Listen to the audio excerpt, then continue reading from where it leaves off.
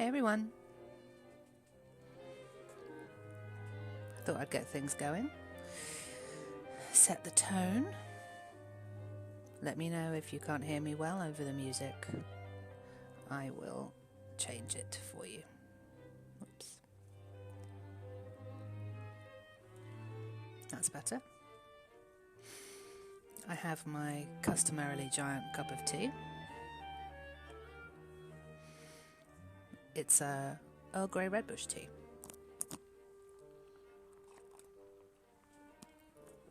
Tea fanatics. Let's kick things off with some actual pyrotechnics. We like to start our streams with some incense. Cross your fingers for me.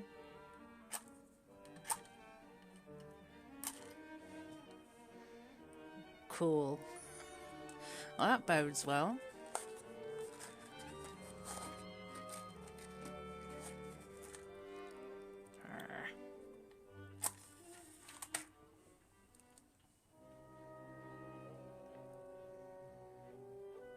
If you're just tuning in now, I'd just like to start with a bit of fire.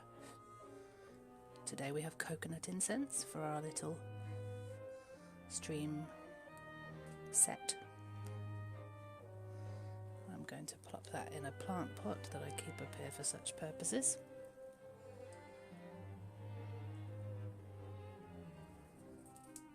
Right.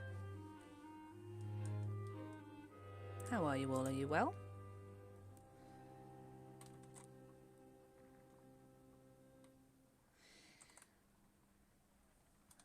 Let me just bring the chat up.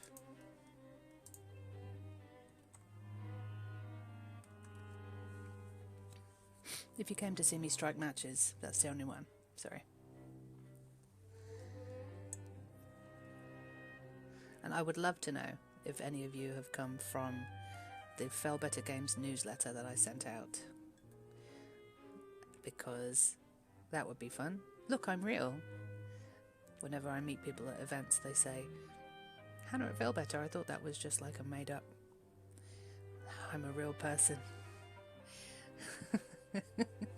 You think if we made up a name to send emails from a video game company, we would give it a femme-sounding name? The abuse that I get. It would be John from Fell Better and nobody would email me asking for pictures of my feet. So today's tea is Redbush. Today's incense is coconut. Today's game is Mask of the Rose. Thank you so much for joining us here for the Steam Next Fest. We're going to get started on the hour, but I just want to give you a brief introduction to Mask of the Rose. We're making this game. We kickstarted it, and it's due out in April next year. It is a romantic detective visual novel, a very enhanced visual novel. Not perhaps like the visual novels you've seen or played before. There's lots of romance, but there is also friendship. The friends we make along the way. We are solving a murder. We will be. The murder takes place in the time frame of the game. And then the victim comes back. That's not really a spoiler. In Fallen London, where Mask of the Rose is set, death isn't really the setback it used to be. So we're going to be solving a murder with the help of the victim. We might not get that far. We have a lot to get done beforehand. In the first act of the game, we'll be collecting census information from our friends and neighbours. In Mask of the Rose, Victorian London has just been stolen by bats mere months ago. What does that mean? You'll see. Society is sort of coming apart at the seams a little bit. For some people, beneficial. For others, a great tragedy. Where do we land on that line? We'll find out. I'll wait for somebody in the chat to let me know that you can hear me okay. And then we'll probably get cracking. Let's have a quick look at the settings, just to let you know what we have accessibility-wise. in the settings menu. There is a demo of Mask of the Rose that's available on the Steam page.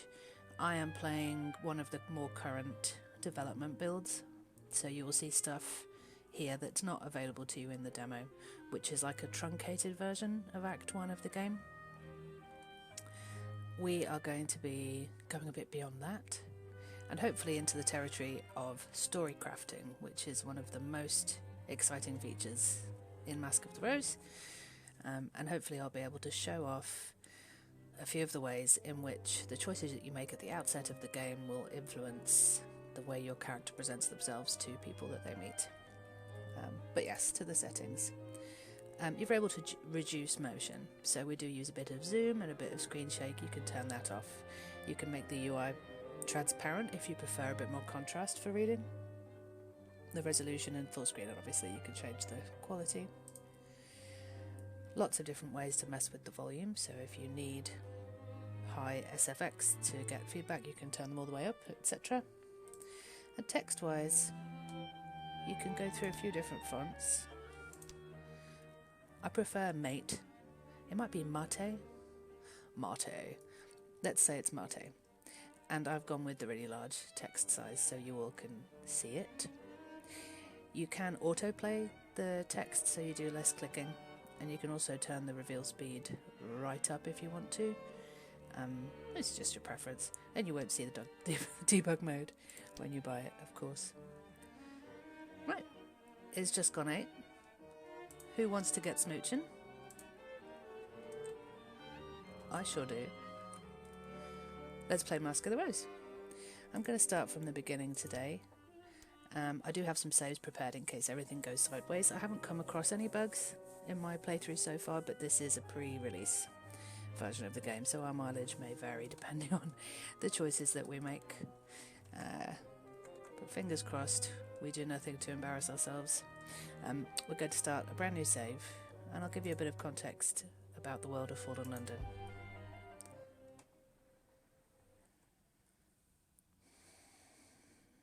In February 1862, with no warning at all, London fell through the surface of the earth.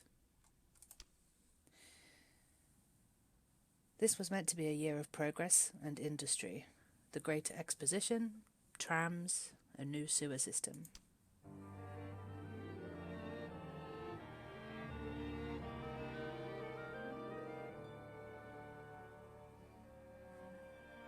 Instead, we find ourselves dwelling in a cave. It's October now. The fires have been put out, the bodies have been buried. But the future remains unimaginable, the time before impossibly distant. So London has been stolen by bats, and it was a kind of a horrendous experience. The first thing that the game wants to know about us is who were we before. In the demo you have 2 options. Here in the full game you have more. The way that you set your character up in Mask of the Rose will give you hugely varying story experiences in terms of the way that you're able to put yourself across to other characters in conversation. The whole story is maybe 7 to 9 hours, and it's plotty, twisty and turny. The resolution is the same, but the way you get there will be different. So we can choose to be any type of... Oh, Lady Grey! Thank you for joining me. Thank you for backing us on Kickstarter. Oh my god, thank you. It's so nice to have a backer in the chat. We owe a lot to our Kickstarter backers. Well, I hope that what I show you beyond the demo will likewise be of interest. So, we could be a housebreaker's child, and if you have any ideas about which one you'd like, mention it in the chat. We could be a dock worker's child, allied with the working class and criminals. An arcane academic. This is one of the options available to you in the in the demo. Familiar with the ways of the church and high society. a child of the gentry, very posh, and this fabulous sort of riding cape. I don't think I've chosen this one before. I'd quite like to choose a background I haven't played before. I usually play Taylor. There's something quite nice about the kinds of contacts that the Taylors have. Hi, Deaf Prophet. Yes, Deaf Prophet says, the one thing I really loved from the demo was the acknowledgement of how traumatising the fall would be. I'm looking forward to the full game. I am too.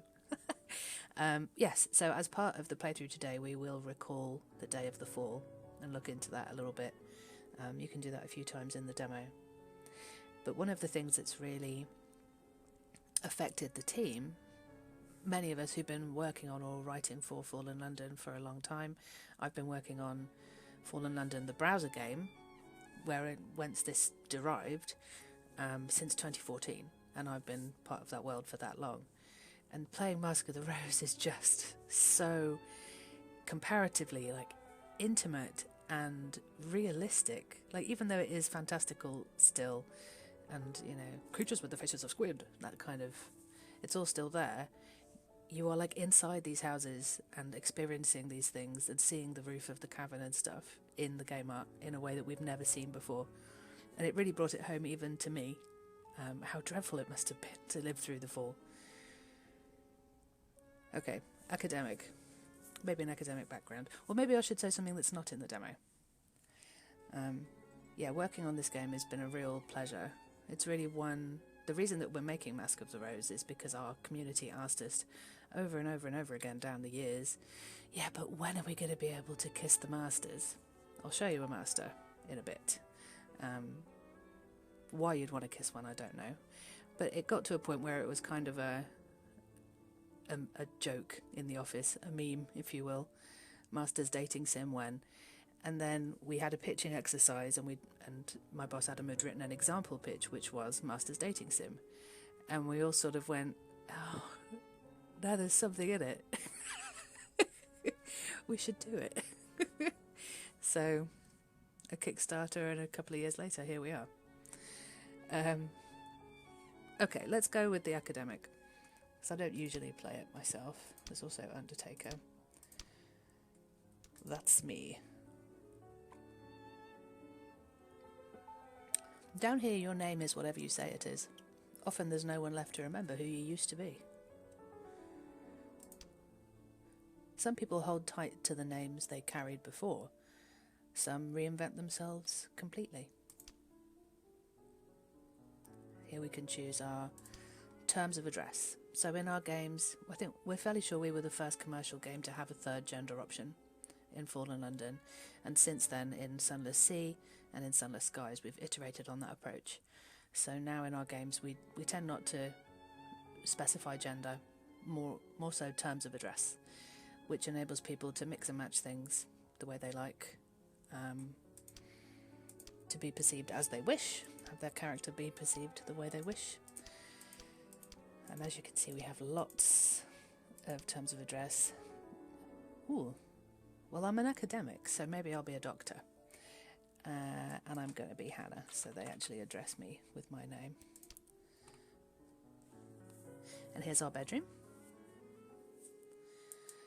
Lady Grey, you wait till you see some of the twists and turns and the differences between how different backgrounds apprehend different things. The game is so far long, but it is so broad. There are so many different ways to encounter the content. It's gonna blow your mind. Right, that's me. Hannah to my friends, doctor to strangers. And I keep trying to check the volume of my voice because my children are asleep. So we're going a little bit like ASMR today. Here we wanted to make some move to address ideas of change and transition. The fall was a tremendous experience, overwhelming, when London fell into this cavern where it lies. And to some citizens it would have been a horrendous negative experience, and for some it will have given them the opportunity to foster a completely new life. Either they've decided to become something different since they got here, the opportunities available to them are different, or finally they can escape what they were before. They were hiding before. And this is just something that we wanted to include, I think, to honour the experiences of anybody who's transitioned in any sense, but specifically our trans players, of which we know we have lots, and we love them all. So that's for them, and for you. I think I was addressed this way before London fell, however. Right, and this is what we could look like. I have no preference here. Last time I did a stream, I was the little feathery boy, which was this cameo came from one of our Kickstarter backers, Moa, who is the creator of Hatterful Boyfriend, the pigeon-based dating sim visual novel, which we love.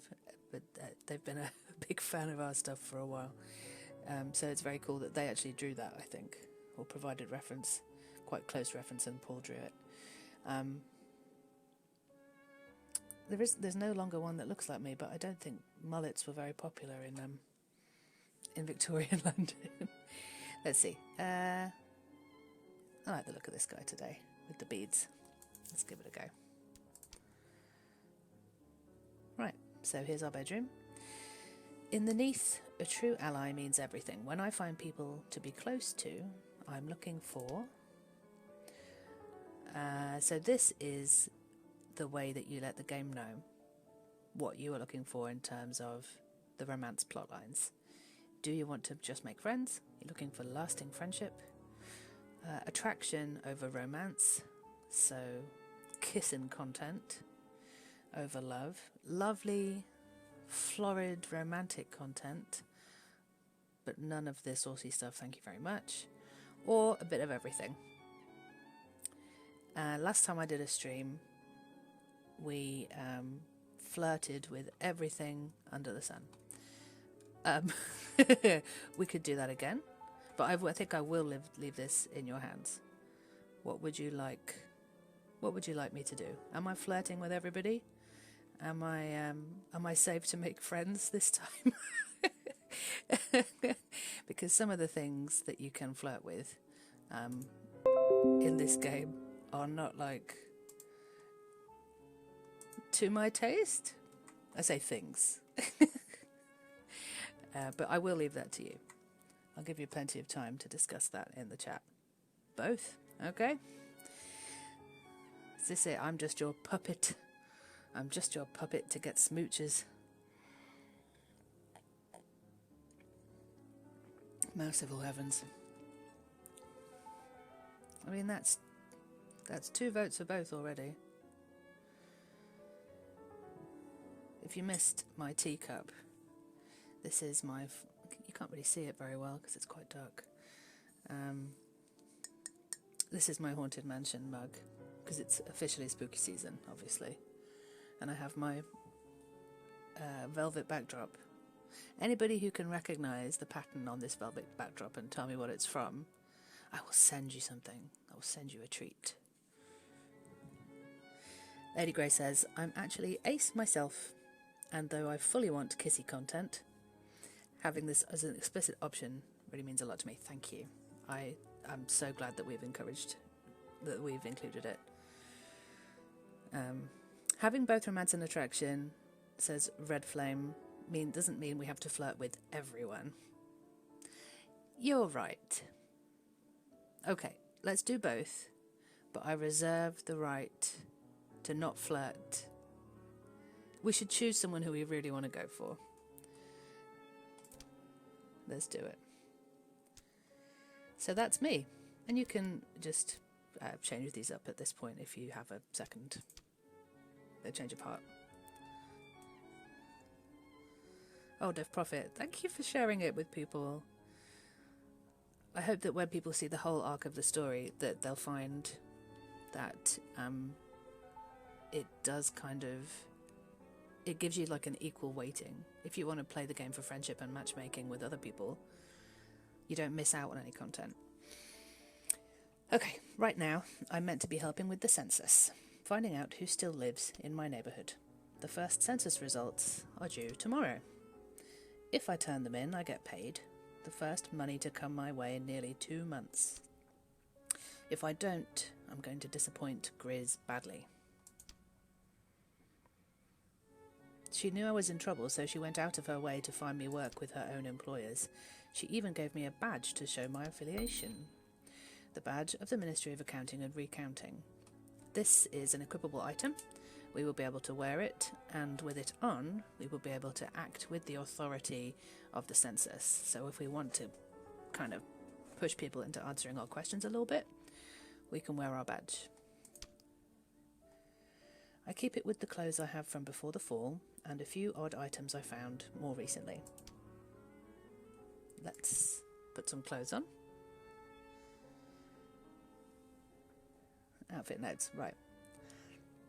This is just one of the little flourishes that I enjoy so much about this game, and we actually have a blog post about it. You can read the game updates on the Steam page if you are so interested. But as you put clothes on, the outfit notes dynamically update to refer to what you're wearing and to special combinations of what you're wearing. So it's not just sentence A, sentence B, sentence C. There's a lot of good flourishes in there. Okay. Big flappy mushroom hat. I mean, I'm just obsessed with this top hat with the mushrooms on it. I've just started making TikToks, and I literally am going to have to ask if I can expense a top hat and add mushrooms to it. Like, what is my life? Oh, mushroom hat. Reading specs. So these make our expression harder to read. I think we'll probably leave those off. There is an option initially to tell a lie, and then if you go that way initially, you'll be offered the opportunity to kind of lie and embellish what you're saying quite a lot. I'm trying to play through, I think, more truthfully this time, so I also don't want to hide my expression. I'm going to put on my badge so I can show you when we go out and start taking census information what that looks like. And then, oh, lovely robe. The gown and badge say I am offering my consulting expertise to the ministry. So if we take that off, the gown makes it look as though I'm about to deliver a lecture. Let's do that. Great. Oh, it's Janie. Hey, Jane. Oh, I thought you were up here. I try and do some character voices. I don't have one for Grizz. Hang on, I need some tea before I become Grizz. She glances at the badge I'm wearing, so immediately the characters respond to what you've got on.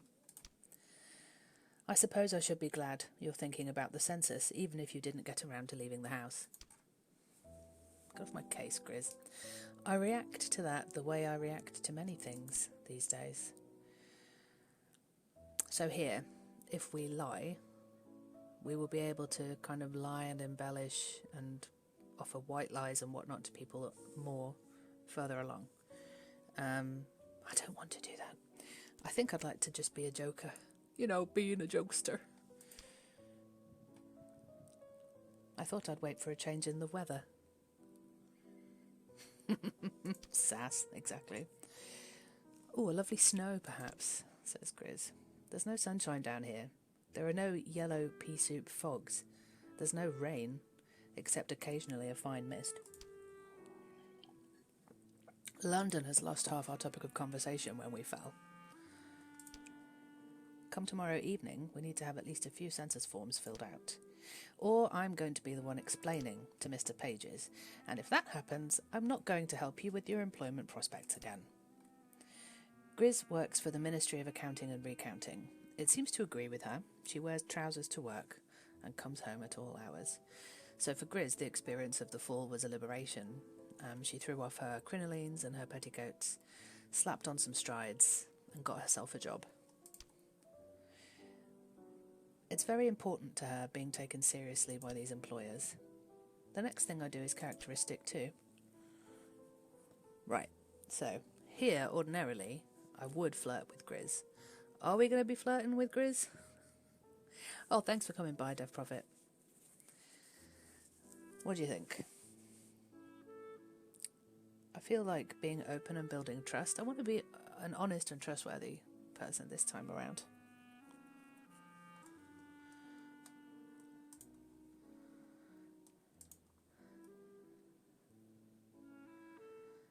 It would be kind of amazing to be an honest person in Fallen London.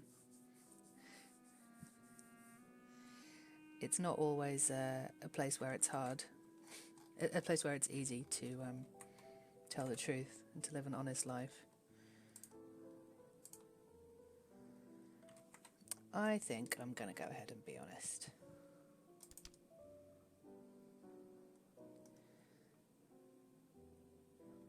My apologies. To be frank, I didn't like the look of the city today. Too many dark alleys. I give you my word, I will see we have something to turn in. You still have some time tomorrow. She gives me a hard look, as though she could stuff some integrity into a person just by glaring hard enough. I've played this opening so many times and I've never had that line before. The game surprises even me. What do you think of the questions? I have not read the questions yet. I've only glanced at the sheet of paper. They're written in the most peculiar spiked handwriting, and there are punctures in the paper, in random spots. So because we have our robe on, I think it's the robe, we're able to stare magnificently at her. I'm going to defend my reading ability. In addition to English, I read Latin, French, German, Italian, Hebrew, and several dialects of Greek. This is because we chose the background arcane academic. We're able to show off about our prowess at reading different languages. I will manage to extract the gist of the census form, even if I delay reading it until morning. This is not the usual writing. Here, try the questions on me. Say you've just knocked on the door, and I have come to answer it. Yes? What do you want? I'll introduce myself as an agent of the ministry. Showing my badge. Or I can read the first question. This is because we're wearing the badge, so let's go ahead and take that option. Good evening. On behalf of the Ministry of Accounting and Recounting, I have a few questions. Oh, how lovely. I am so grateful these ministries are looking after us. So we can accept that, or sarcastically accept. Let's just play along. What a naturalistic performance. Have you considered a career on stage? If I ever had considered such a thing, my mother would have beaten the consideration right out of me again. Not at all the done thing in our circles. Well, go on. What's the first question? How many people live in this establishmentation? Establishmentation is not a well-formed word. It has two suffixes, both Latinate. So this is again because we're an arcane academic, we're able to poke holes in the language that the masters are using on the census form. Thank you, Professor. If you like, you can translate into questions that are more likely to be understood. Right. How many people live in this establishment? 4. The landlady, Mrs. Horatio Chapman, a young man named Archibald Reed, myself, and a 4th character, very disreputable. I'm going to build trust with Grizz. I'm not a secretive person, Grizz. If I seem disreputable, you only have to ask about it. Yes, maybe. But then you might expect me to answer any of your questions.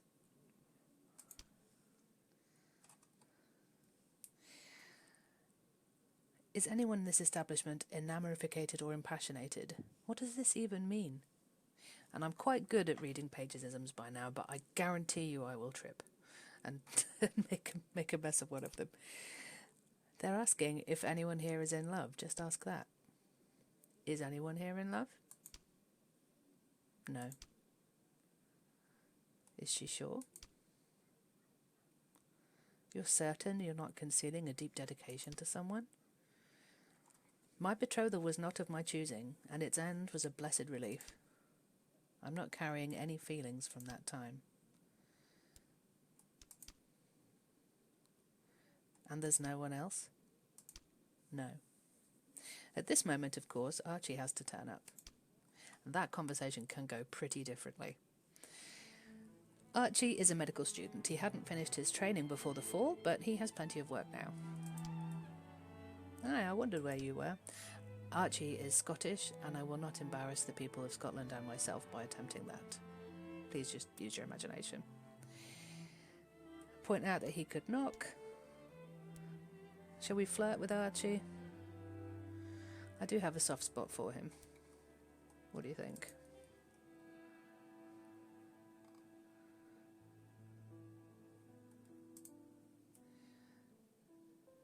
What do you think? Shall I go for it?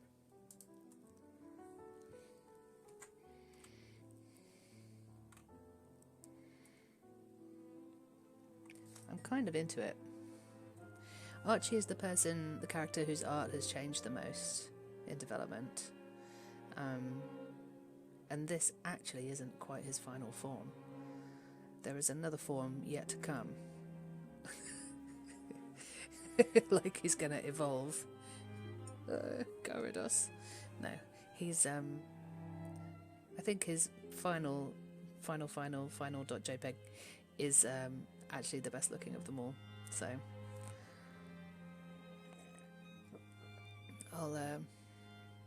maybe I'll have to tweet out the new Archie at some point so you can see.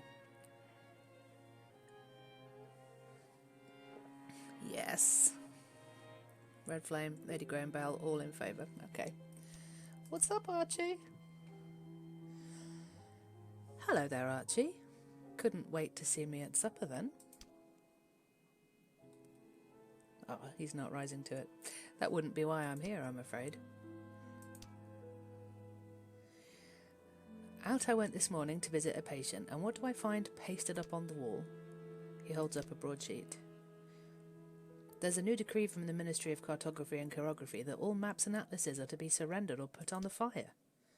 It's your fog making these rules, Grizz. Maybe leave it, Archie. Leave it be, Archie. Grizz knows what she's doing. Oh, aye. No Londoner really knows what she's about at the moment. But there's still such a thing as common sense. Will you be asking your Mr. Pages about these maps? Mr. Pages expects some loyalty from his people. None of us knows what is safe down here in the Neath. Most likely there are reasons you can't imagine. Hannah, please do collect at least a few census forms by tomorrow. At the end of the day I'll find you and we can take them to Mr. Pages together. You alright? Grizz had a fierce look about her when I came in. Did he think she gives much quarter?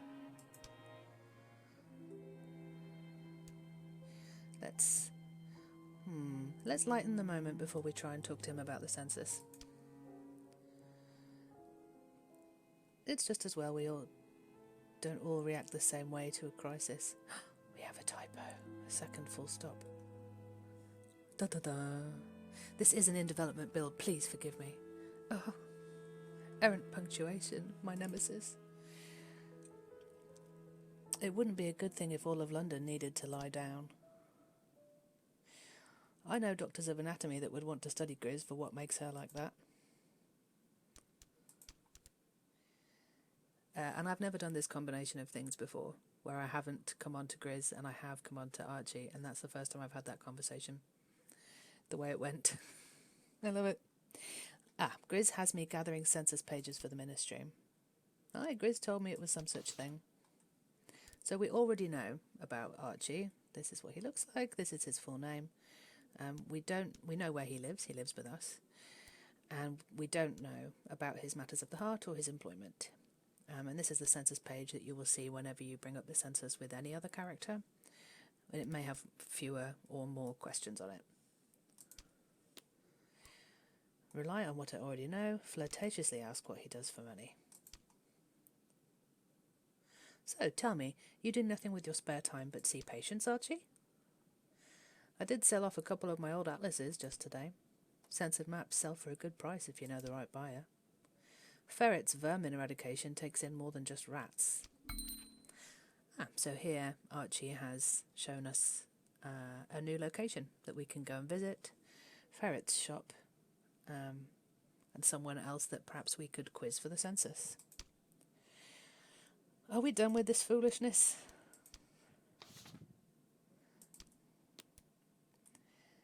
Let's ask flirtatiously. If a person took a fancy to you, would they be faced with any competition? You'll excuse me if I didn't answer that. What about before the meiotic cataclysm? There was a lass back home, and what did my mother do but promise me to her? Go on. That sounds like a tale. What happened? It's not so uncommon, I think. My mother was friends with this lass's parents. They were getting on in years and her not married, and of course the whole village knew her business. So my mother said she'd fit it up between us the next time I were home, but I've not been back since. It seemed to me I ought to wait till I was finished with my studies. Might have a better look to it. That's everything I need. Sleep well then, will you? Okay. And at the end of this conversation, we have been gifted some little delicious nuggets that we can later employ in crafting our own stories. So this is not something that you'll come across in the demo. We have some actions and some people that we will later be able to use for purposes as yet unrevealed. Red Flame says, when you're reading murder mysteries that take place in Victorian London, steer clear of Doctors of Anatomy. Good point. So it's been 232 days since the fall. We are in the season of confessions. That's roughly analogous to Halloween. In Fallen London we call it Hallowmas. So every day, every morning of play begins like this. The newspapers aren't what they used to be, but someone is still printing broadsheets these days. The headlines today read, Sellers of kosher wine sought from before the fall, good prices paid.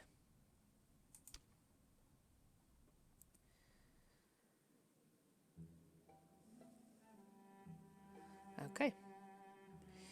So we've finished basically the setup, all of our character information. We've decided our background. We've got on an outfit. We've decided whether we are truthful type of a person or not. And we've decided what kind of romantic / saucy entanglements we're looking for / friendship. I just want to show you around the room a little bit here. And this is as it appears in the demo. You can change your outfit whenever you're at home. You can pop out and you can recall the past, which we'll go on to do in a sec. I also want to point out the HUD up here. We know it's morning. We have no money. We've completed one census form. We can play our text, go to the settings menu, or we can go here to our codex. This is our kind of keeping track of everything area. The people that we know. Our personal status, which has some spoilers in it, so I'm not going to open that one up. And our log, which will show you back everything that you've said and read this day. So this is Archie, who we've just spoken to. We have just completed his census page and the things that we know about him, that he misses his family. So let's recall the past. So, if you've joined us since we started, Fallen London is the world in which Mask of the Rose is set. It's a Victorian London alternate history where, during the reign of Victoria, London was stolen by bats, and it was dragged to a cavern beneath the earth.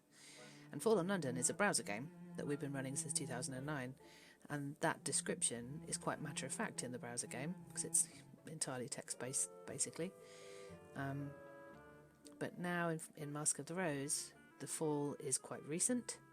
People are still reeling from it. Society is rearranging itself, and the experience of falling was kind of horrendous. And we can recall that night. So let's go ahead and do that.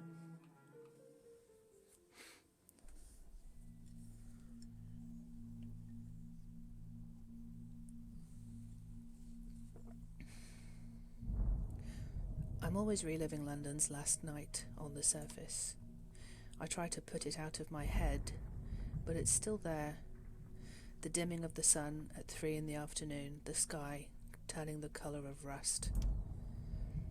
The horrible bang and the cloud of dust from the direction of Westminster, the tolling of the bells.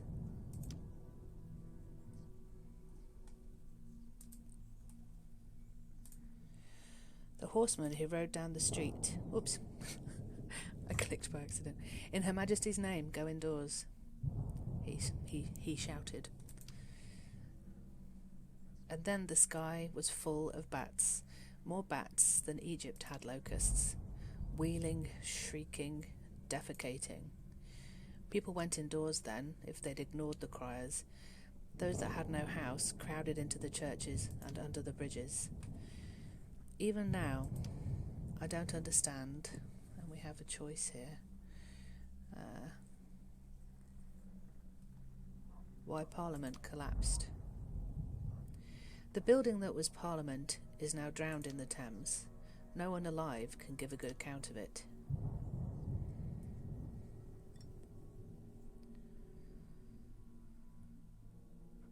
I reckon it's a tornado. I've heard of something similar in the Welsh Hills, back to 1760. No light in the sky and a noise like a thunderclap. That's no tornado, love. It's a plague of Egypt.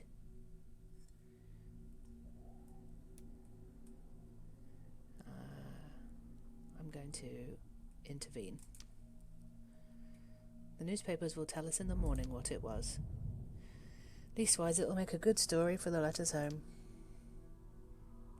Glasgow will be envious of our London fashions. Then the ground shook again. I believe we can blame Mr. Bazalgette's excavations, digging about under London, causing a seismic disturbance. And what did he find down there but a cave of 3 million bats? Is that what you reckon? There were stranger things beneath London. That was the beginning of it, but we were down there for hours and hours. The sky darkened and it didn't return to normal. Once around midnight, Grizz went upstairs and opened the door to the street, but she came right back down again. She said the cobbles were galloping about. It wasn't safe to walk outside. After that first bit, the memories collide and get confused. I have trouble keeping track of which came first and which came later, and whether I'm imagining something. I've spent a lot of days like this, thinking back, trying to piece together the bits of the puzzle. As if I could realise something that would make sense of it all.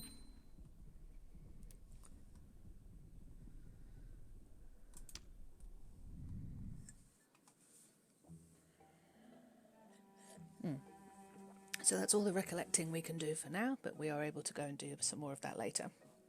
I think I'm still quite happy with what we're wearing.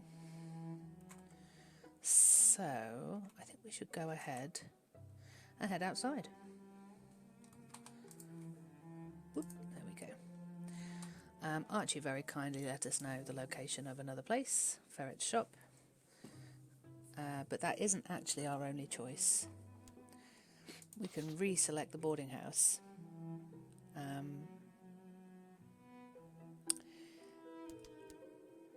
We can grab Grizz to complete her census. Because we've selected that we want to. We just want any kind of love, romance, attraction. We're up for all of it. We have a lot of options here that are to do with flirting. I think this time I'd like to talk to Harjit about new destinations. We haven't actually met him yet, but let's go ahead. Mr. Pages can wait. Harjit turned up as the constable of these streets, right about the time that London fell. I didn't see him around here before that, but he's watched over the neighbourhood since. I make no bones about the fact that Harjit is my favourite. Hello there. I have something for you, if you want it. He produces a nearly new Admiral's hat, in perfectly good condition. I found it near the docks. No sign of the owner, and I can't wear it myself. I thought someone at Mrs. Chapman's might get use out of it. Perhaps Lady Griselda. Yes, we've got a new hat. So pleased to get a hat. Thanks for that, smiling Harjit. I'll just thank him for the hat. Oh, you're too kind. He could have got a penny or two for it by selling it on to a second-hand clothes merchant. He does not meet my eye. Oh, he's a sweetie. Shall we talk census with him? Yes, I'm not about to present it as though it were my own idea. Arrogance. The Ministry of Accounting and Recounting have asked me to work on the census. London was determined to collect everyone's name, even before the fall. It's a peculiarity of the English. You aren't the only ones ever to count your citizens. What do you wish to know? So, we had Archie's census page. It had fewer options on it. Here we haven't found out so much about Harjit yet, so let's find out his full name. I am going to flirt with Harjit. I'm curious, Harjit, what's your full name? Harjit Singh, an uncommon name here. I grew up in a large house full of people, built to withstand the heat of Lahore. My mother had beautiful rooms off the courtyard, open screened to catch the breeze. It was a mark of our family's wealth. Now I live alone in a dank cave, and it's all I can do to keep the draft out.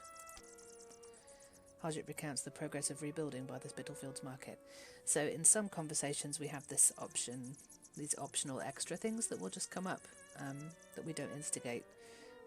But it's a way for our characters to kind of bond with each other. And I am going to, because I'm wearing the mushroom hat, I have the option to be additionally flirtatious. So I'm going to do that. I do find you fascinating. Good. Yes. Oh, Lord. I don't think I'm going to press it with Harjit. It seems a bit soon. Maybe I should confess my feelings to him. I actually haven't confessed my feelings to him at this stage before. I'm actually quite excited to try that. Should we try that? I'm going to leave this to you. You lot, you tell me. Should I try giving Harjit a little kiss? No. Should I try telling Harjit that I have feelings for him? That would be the first time I did it. I'm actually a bit nervous to do it. Is that silly? I'm taking a screen grab of that because I'm just like, he's my favourite. I don't want to mess things up with him. This is the kind of decisions you make in the... People are saying, go for it. Go for it. Oh, okay. I'm going to tell him. Oh, I'm not free. Oh, Harjit, my heart. There's someone I lost. Oh, mate. I'm sorry. Someone who might still be alive. I'm going to be frank. I'm trying to play an honest and forthright person, which is not always the easiest. My heart may never recover, Harjit. That is not what I hoped to hear, I admit, but that is how it goes. I see. I love him. Judging by the clock, I can afford one more errand today before supper. I don't think we completed his census page there. We were too busy trying to kiss him. Okay, we only have one census page. Let's go back out. Let's go speak to Ferret, see if we can get a census page off of them. The local menace eradicator. Let's do it. Now, Ferret is one of my favourite characters. To my mind, is a true friend. So I'm not going to try and flirt with Ferret. And I find myself doing a character voice for Ferret. I don't think it's very good. I don't think it's very good. But I'm going to grace you with it. Good afternoon. Ferret doesn't look straight at my badge, but it's been noticed all the same. Everything's all right and tight here, regular inspections and all that. We pay the constables their due. Okay. I'm going to introduce myself and reveal something about myself. I want to try and build trust with Ferret. Hannah here. In a more felicitous age, my family were scholars and churchmen. Though I have noticed no one is as a greater stickler about introductions as they used to be. They laugh. Indeed. Pleasure to meet you. How is the rat-catching profession, Ferret? Is business good, then? I've been rat-catching and mole-killing for many years now, but I've never seen the business like this. There's demand for the eradicating of the beasties, and demand for their bodies when you've done them. So the wages have never been so good, but I don't get so much competition as you might expect. Though it stands to reason, considering what one finds in a rat's nest these days. If you ask me, in a year or two we'll need more than a terrier to catch rats with. Might need firearms. Let's move on.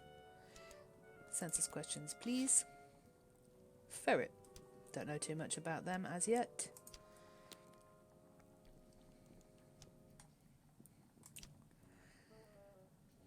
I favour them with a brief sketch of my own upbringing and family tree. Ferret's the only name I go by, and no one saw fit to tell me if it was a forename or a surname. Might have come down to me from a noble house, for all I know.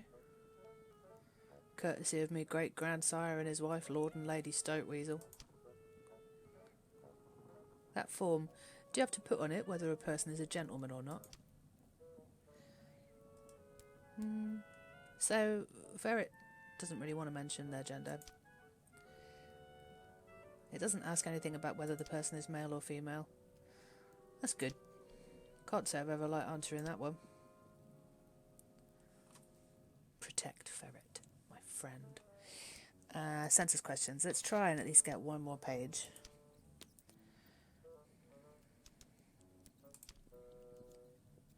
What should I put down about your romantic attachments? For the census, that is. Strange thing, but I don't fancy sharing those particulars with your masters. It's my shy and delicate nature. Might put me to the blush if those things was to become known. I write down, refuse to answer. Fair enough, Ferret. Ferret recounts a particularly harrowing episode with a spider's nest.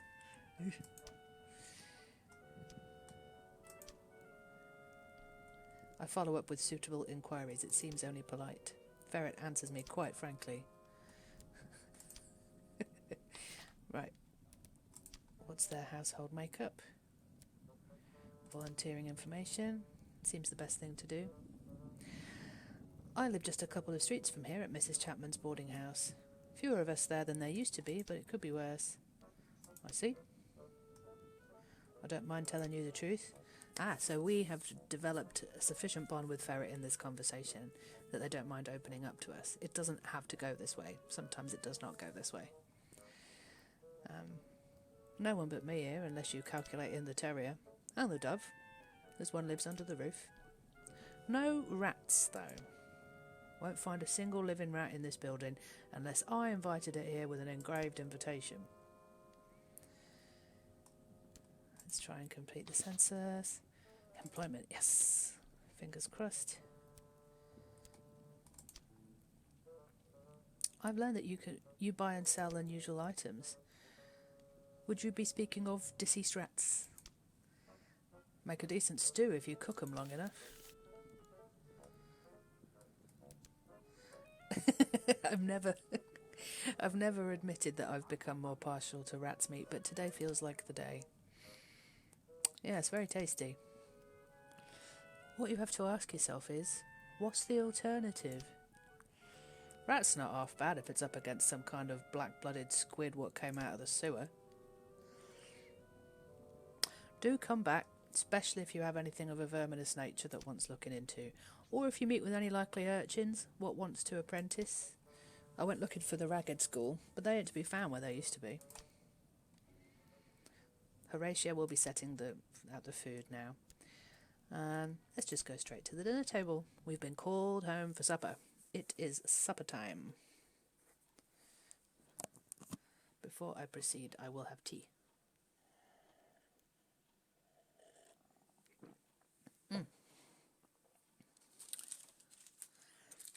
It's time to light another little bit of incense. So I like to have my velvet drapes. I like to have my incense when I'm streaming. For the vibes, you know. Anybody have any questions about, not just about the incense, but about the game? Drop them in chat. Here we go. Actual live pyrotechnics for you.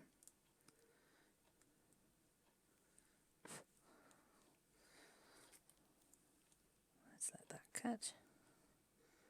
Yeah, I bet you didn't know you were getting a light show. Right, skip.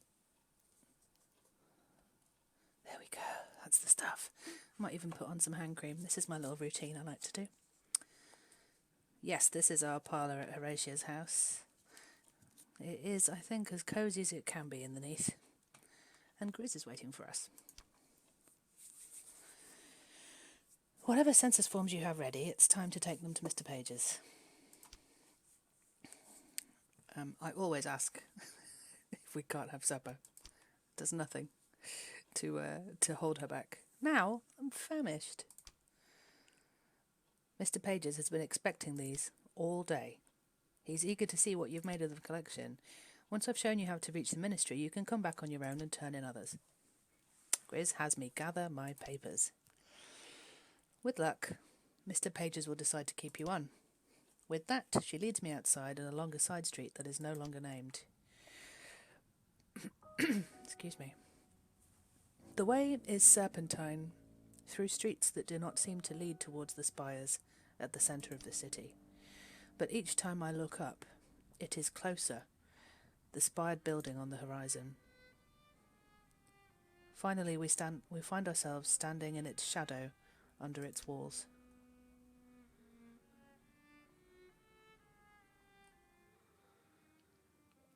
Before us is a low door that once, I think, belonged to a solicitor's office.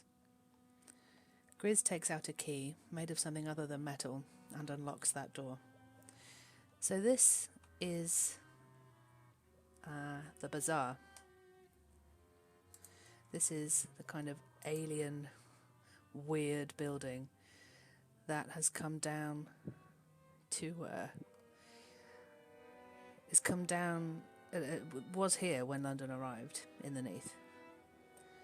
So we're seeing something here that has been mentioned in Fallen London, the browser game, for like almost 13 years. But nobody's ever seen it from this perspective before. Like, we've never shown this to players before.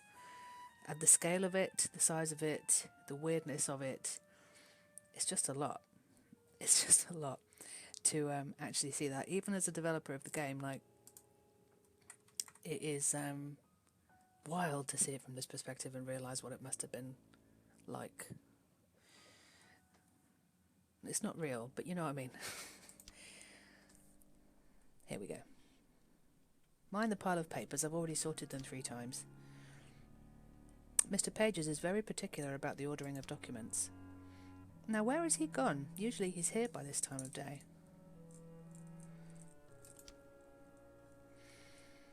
Ah, there you are, sir.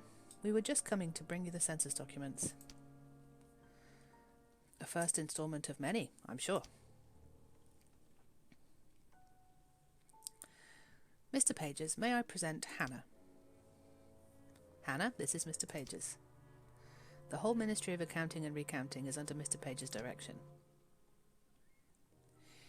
So here we can be kind of overwhelmed by Pages. What on earth are we looking at, really? What is this? What would we like to do?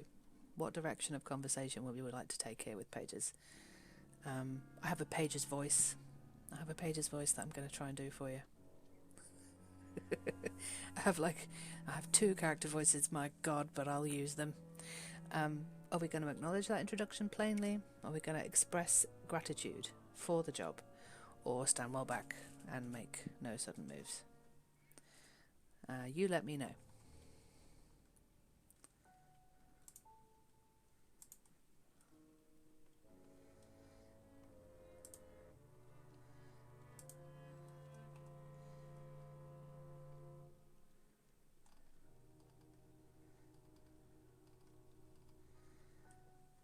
It would be really interesting to know what people think of Mr. Pages who don't know anything about the world. Oh hey, Danky Express says they like gummies. Good for you, Danky Express. You go, Danky Express. Are we going to stand well back? Okay, fair enough. Mr. Pages is extremely tall, and its arms are very long. Grizz, reassure your timidation underclerk. Mr. Pages has a surprisingly high voice for someone so large. You're completely safe here, Hannah. What have you brought us? We can hand over the pages that we've managed to collect. Ah, most satisfactory. There are secrets here. Sometimes it goes a bit Dobby the house elf. That's not on purpose. I'll try and avoid going anywhere near that whole mess. He gives me 2 shiny pennies for my trouble. I turn one over and it has a portrait on the back of someone who is certainly not the Queen. The face on the back of the coin stares at me until the hair prickles on my neck. It reminds me of a debt owed, and I don't want to remember, and my breath hitches and slows and resumes.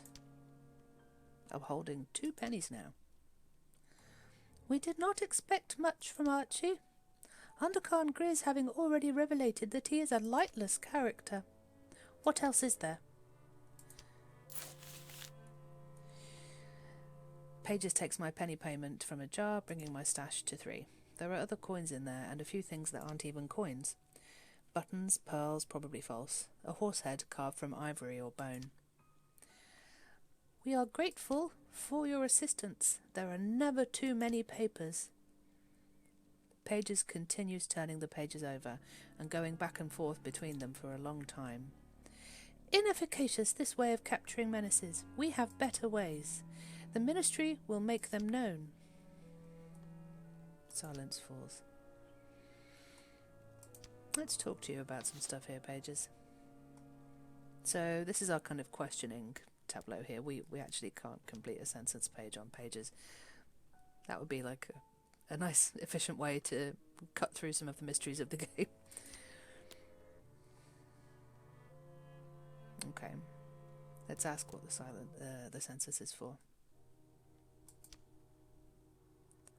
What are you doing with the census information? All of London's older records were destroyed in the fall. Oh, that's not.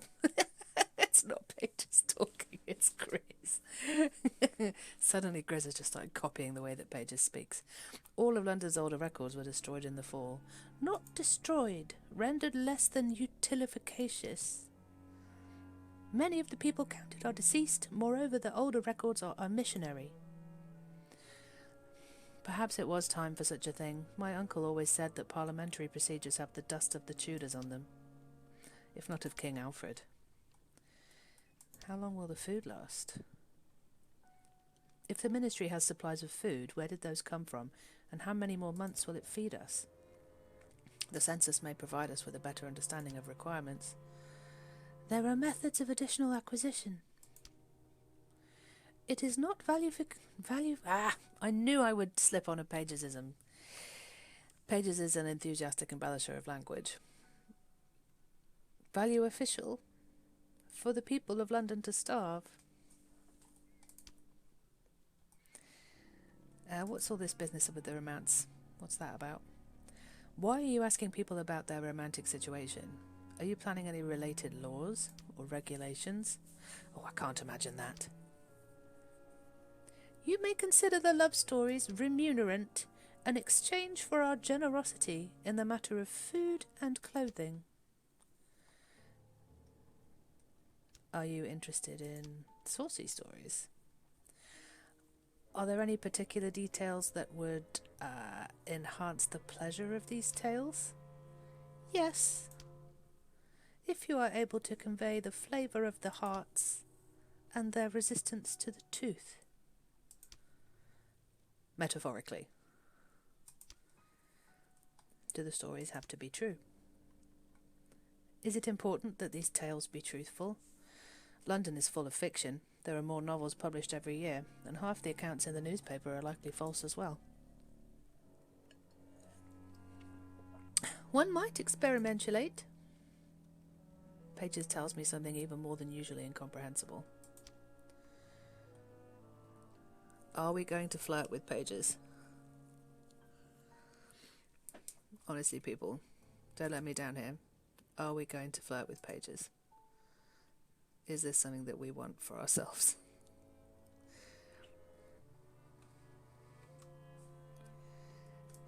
Is this thing in the cloak a thing that we want for ourselves?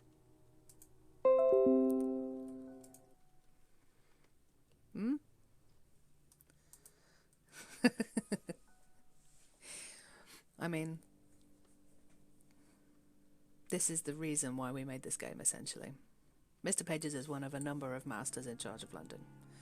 He's just the only one we've met so far in Mask of the Rose. There are quite a few of them, and our players, we have quite a large community who have been playing Fallen London, the original browser game, for anything up to 13 years, and who have very strong opinions about the different masters, and have been asking us down the years when they're going to get to smooch them. We don't want to be in competition with Grizz. That's true. Grizz does seem very fond of Mr. Pages. So yeah, the reason that we made this game essentially is that the community were like, yeah, but what if? Kiss the hood. What's in that cloak? They say. And we joked about it for ages, and then eventually we realised we just got to give the people what they want. Okay, let's ask questions at the necessary moments. I follow up with suitable inquiries. It seems only polite. I wonder if we have any questions left. Maps and cartography. Yes, we wanted to find out about why they're banning the maps. Why do maps need to be outlawed? Why aren't we allowed to have maps and atlases anymore? We need them more than ever. London isn't arranged where it used to be. I believe the Ministry intends to resurvey the territory. In the meantime, it wouldn't do, to have people using fallacious maps. The territory of the Neath is anti-dispacificated towards lying still. I'm going to nod. I can't find people. I don't suppose you'd loan me a map for my work? The Ministry's forbidden mapping. What's that building? You assume I'm familiar with that building looming over us. It was never here before London fell. Do you mean the bazaar? Consider it a new centre of exchangery. How was it built so fast? Was it here already and London fell on top of it? The bazaar has been here since before the first city. London is the 5th city. Mysterious. Okay.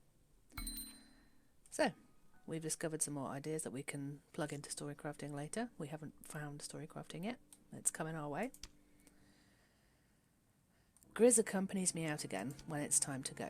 As we make our way back to Horatia's, she asks me what I think of Mr. Pages. Now, I'm trying to be honest this time. She tries to make it sound like an idly curious question.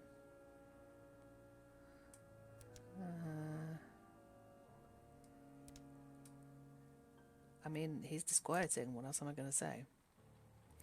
Tell Grizz I found Mr. Pages frightening. She spends much of the walk home reassuring me that Pages is gentle and harmless in her experience, that the robes are concealing and the height rather astonishing, but that doesn't mean Mr. Pages is at all dangerous. She even manages to suggest that I might be prejudiced against the tall. She's talking a little too quickly to sound entirely persuasive. Before we go back inside the house, she reminds me, we have many more people in the neighbourhood to survey for the census. You know how it's done now, so you can collect them and take them to Mr. Pages yourself. I have other duties and I may not always be there, but Pages is... Well, I'm certain you won't be harmed if you visit the ministry on your own.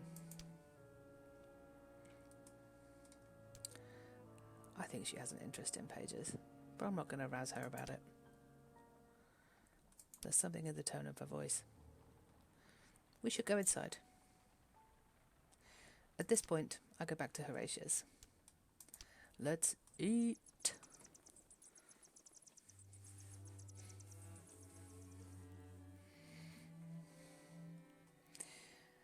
Here's our landlady, Horatio. Did you see that woman? The one that came yesterday asking for doctoring? Aye, what should it be but nightmares again? Ask about her complaint. I will admit to having odd dreams too. Poor lady. I don't sleep well under a rock roof either. Don't think anyone sleeps well down here. Could you do anything, love? I've only a dram of laudanum left, and no more for a few days. There's fuel enough for the moment if you need to start a new tincture. There's something else I've been brewing up, so to say, but in case it didn't work, He takes something out of his pocket, a lump wrapped in paper or leaves, just long enough for Horatio to see. Opium.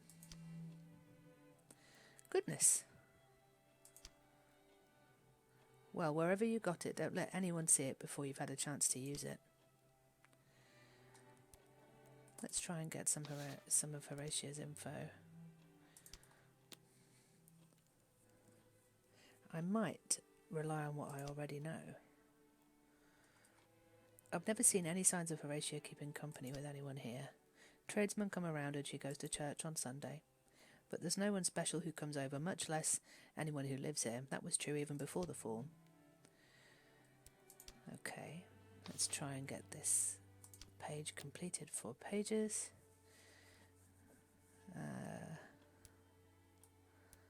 I think I might rely on what I already know again. Horatio has been landlady of this boarding house since long before I got here. That's her whole business. When I came here, there was a sign in the window. 2 meals a day and a clean room. That's the end of supper. Horatio stands and begins putting the dishes away. Nice. So we've collected another census page. Very useful. I like to try and get at least one done a day, so I've got a good reason to go and see Pages. 233 days since the fall in the season of confessions.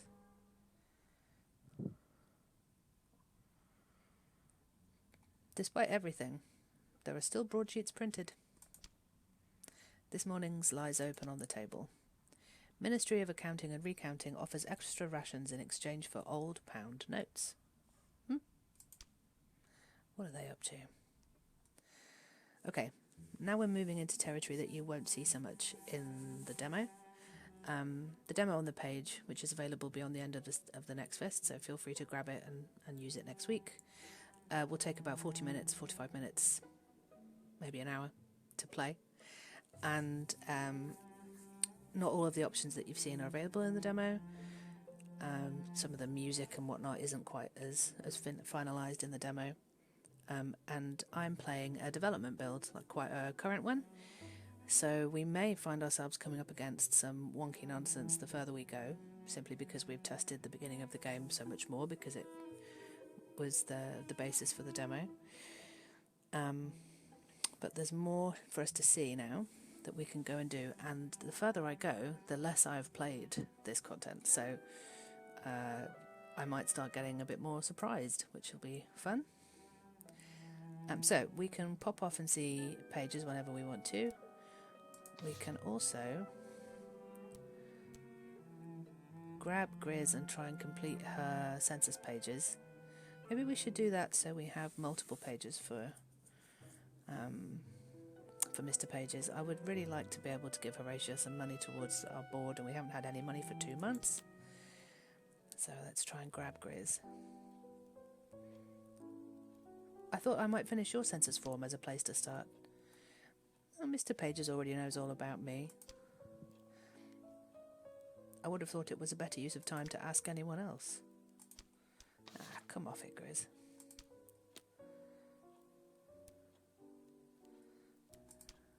Come on now, Grizz. Give me your name. What should I put on this census as your surname? Or should that be your title? I don't speak to my family. This is for the census. Then you can put Smith. I don't plan on using their name in the future. There we are, thank you. I could have written in the answers myself. My penmanship is neater than yours. But then I wouldn't be performing my task, would I?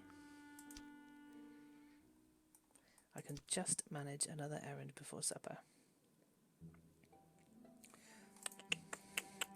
Let's try and trail Harjit. We might not have everything we need to do that. For this purpose, I'm going to need something that fits in well at the docks. I also need something that makes me look unlike myself. Harjit might recognise me. Right, so we do have a hat that enables us to fit in at the docks. However, none of these things really function as a disguise. So we could try the combination that we have, but it's not going to work. So, what does Ferret have? We know that Ferret sells stuff. Let's see what they've got. Oh, who's this? Oh, hello. I do have a character voice for this person. Gov. I've brought some spare masks to Ferret to sell. Unless you want one yourself, no cost. Do your rites of Halamus. Relieve your friends' cares, change your own ways. What's Halamus? Halamus, what does that mean? It's the holiday, isn't it? The Feast of Confessions and Repenting. A feast for getting your secrets off your chest and onto someone else's. I don't partake. The only kind of feast fit for the end of the world. Does the world look like it ended? Looks to me like it's still here. You wear your mask and you say the words and you listen to what they say in turn. Mops people's cares right up. You won't find a better mask in London.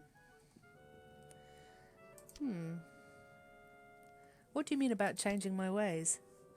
If you want to rid yourself of an old habit or help yourself to a new one, there's no time like Halamus for remaking yourself. I made these myself, for fine ladies and gentlemen. There's just a few wasn't collected. Well, will you hear my confession then? I'll tell you my confession if you want. Ooh, saucy. Not a chance, Hannah. Not for Jimmy a Goblin himself. You mind that for safety. Only take confessions off your friends. Down here the confession of a stranger will melt your ears straight off your head. Well? Yeah, I'll consider what you've got. What have you got then? Owl or fox? No cost either way. The owl mask is for terror, if you want a share of someone's fear. The fox mask is for desire, for calling out what people want and do not want to want. What do you fancy? Which mask should we take? I don't know too much about what happens depending on which mask we have. I haven't played a lot of the Halamus the stories yet, so it's actually quite exciting to think of seeing a bit of the story I haven't seen before. Should we go owl and should we go fox?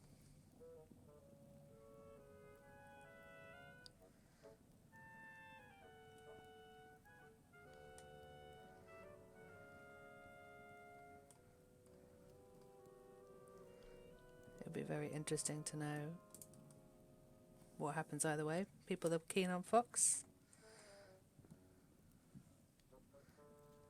Okay, we've got 3 foxes, 1 owl.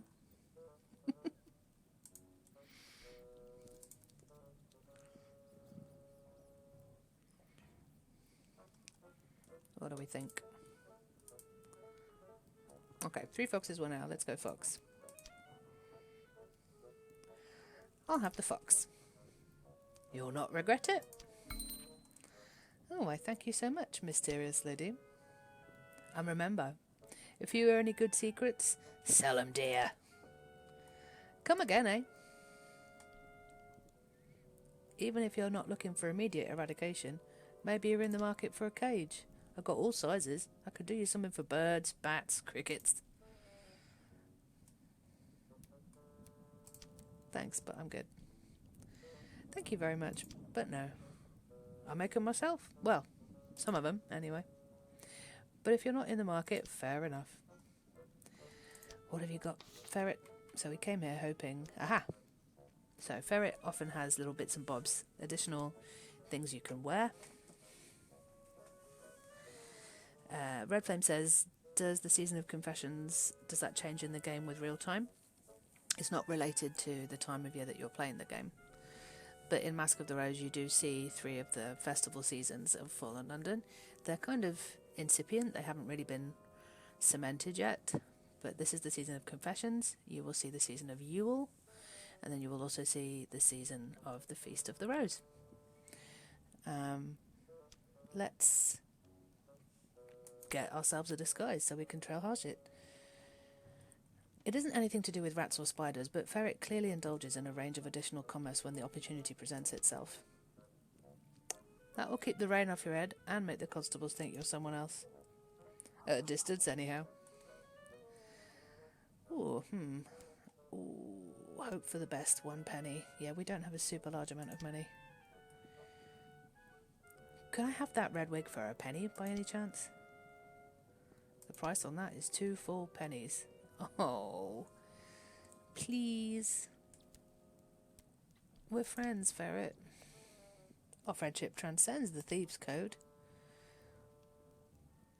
Good service, hard work, and a weather eye for thieves. That's what you need if you're keeping a shop. If I want the red wig... Pooh! I want the red wig. Okay, I'm going to have to pay for it. Pay full bubble for it. Ferret, you drive a hard bargain.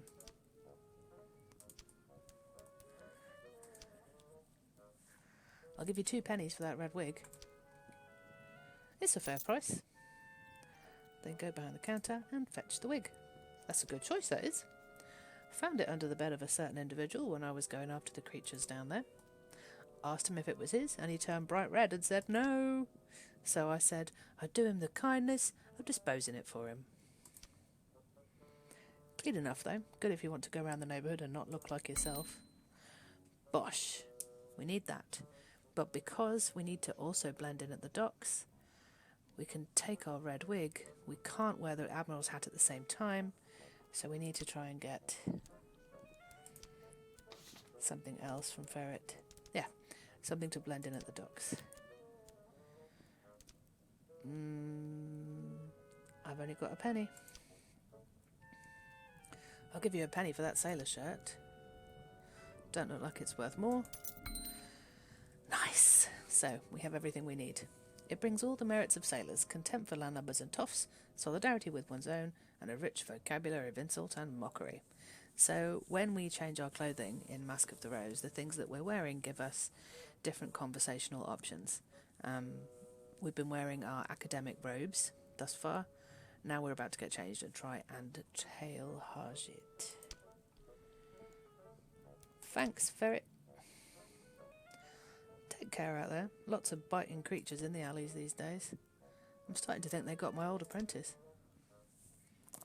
It's nearly time for supper. Okay, we'll have to trail Harjit tomorrow. Let's go straight to the table. And we found out about a new person. We just met Ivy.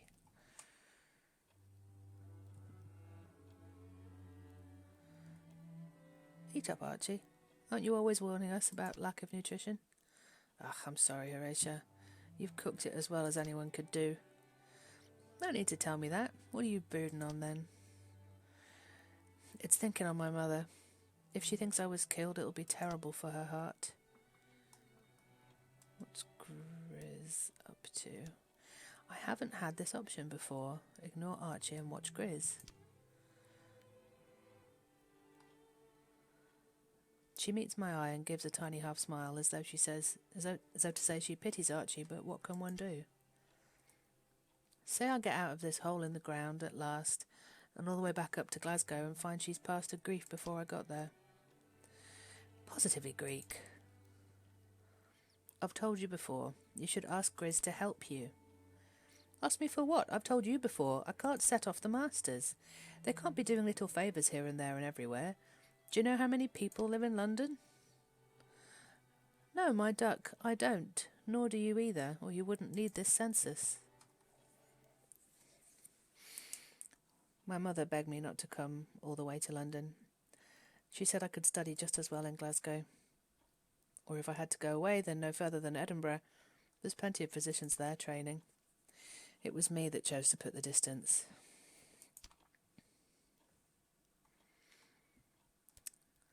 Oh, why did you go so far from home, Archie? Archie makes a great show of being busy eating, though there's hardly anything left in his bowl.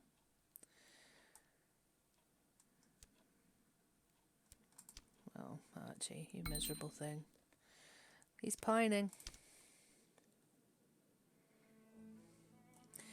Archie finds me upstairs after dinner. So here comes our introduction to story crafting. Can I stop thinking on the Ministry of Cartography? There's something not right there. If you'd let me show you what I'm thinking of.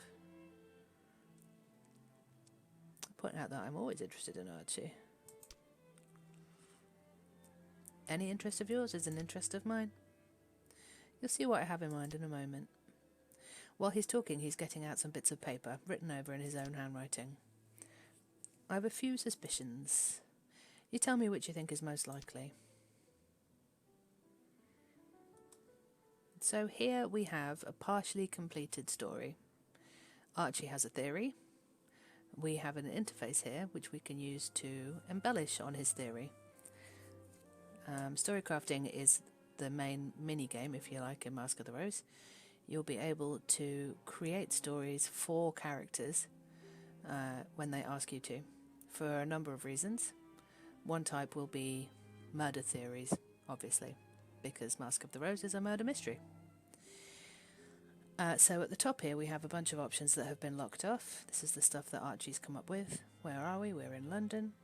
Grizz was keen to look efficient. Mr. Page's hope for power. He employed Grizz in plotting. She recommended forming ministries. And then every little box on our cork board with the red string type thing here has some options attached to it. However many options you'll see underneath is 2 pips on each of them. And the outcome of whatever we decide is that Mr. Page's is in fact powerful. The story on the right hand side here will adapt on the fly to the choices that we make. So let's assign a motive. Mr. Page is long for power. Grizz hoped to make herself indispensable. Mr. Page has employed Grizz in its schemes. Grizz recommended forming ministries to manage London. Mr. Pages was passionately enamoured. With what consequence? He deputised Grizz. So, hopeful of love, Mr. Pages granted Grizz a deputy position, more on the grounds of affection than of merit.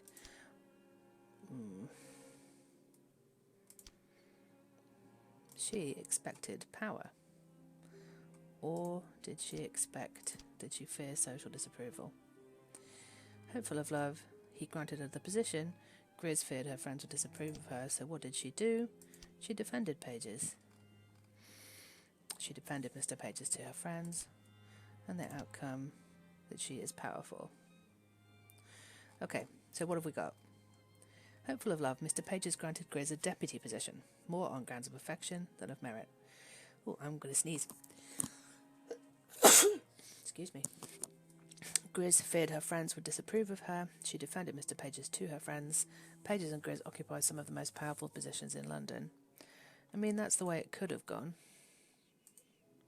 If we get rid of... If she took a ministerial role, she expected power. He was hoping for love, so he deputised Grizz. So in this story, Grizz anticipated power and influence. She devoted all her time to the ministry. Is that what it is?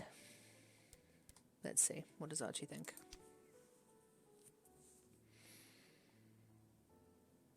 I wasn't sure if Mr. Pages might have feelings for her, but you've seen the two of them together. I glance at the layout again. There may be things he's not thought of, certainly. Sleep well, and don't look out the window if you can help it tonight. The air's got more critters in it than usual. What's that about the window? Archie's right. There are bats out there, but larger things too. Something passes very near the glass and is gone again. Okay. 234 days since the fall. Season of confessions. Let's continue. It's another morning. Another newspaper. Archie bought one, and the headlines read, Masters announce revised mushroom rations for hungry Londoners. Oh, mercy me.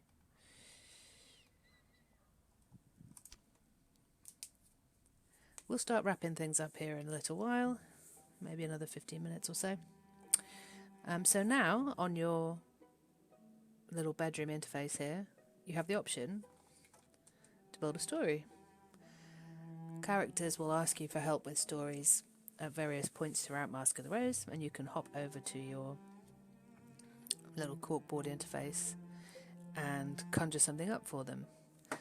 Some of them will be, as I've said, murder theories, because at some point somebody's going to die and we're going to try and find out who killed them. But it's okay. We're going to do it with their help. Death is not very permanent in the Neath.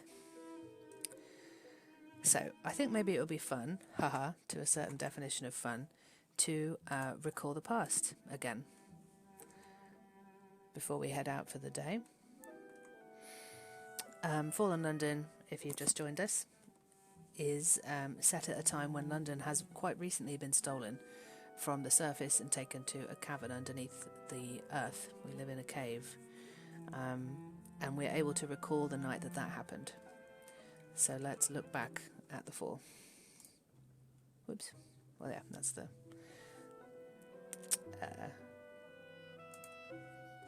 menu there. Sorry, accidental click.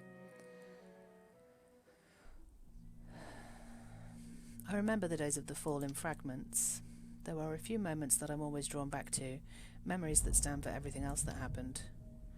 There are things that I sometimes remember from that night that cannot have happened. Impossible things if I concentrate. I can recall Harjit checked in on us that night. I want to know more about him.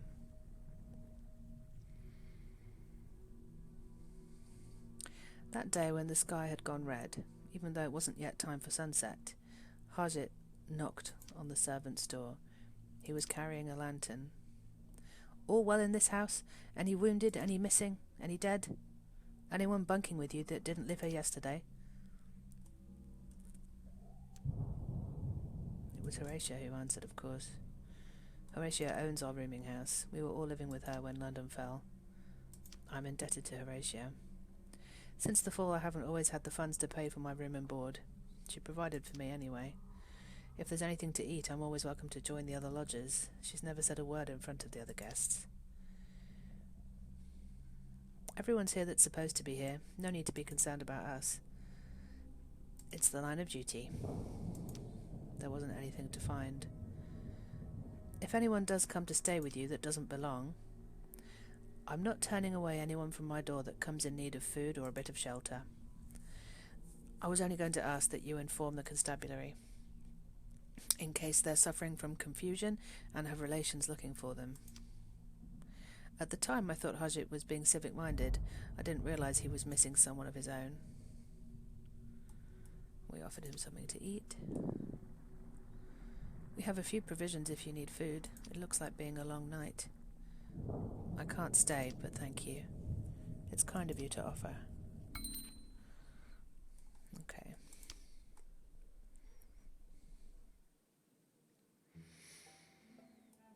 Let's pop out and try and tail Harjit. We will need to change our outfit. For this purpose, I'm going to need something that fits in well at the docks. I also need something that makes me look unlike myself. Harjit might recognize me. Let's get changed. Wig.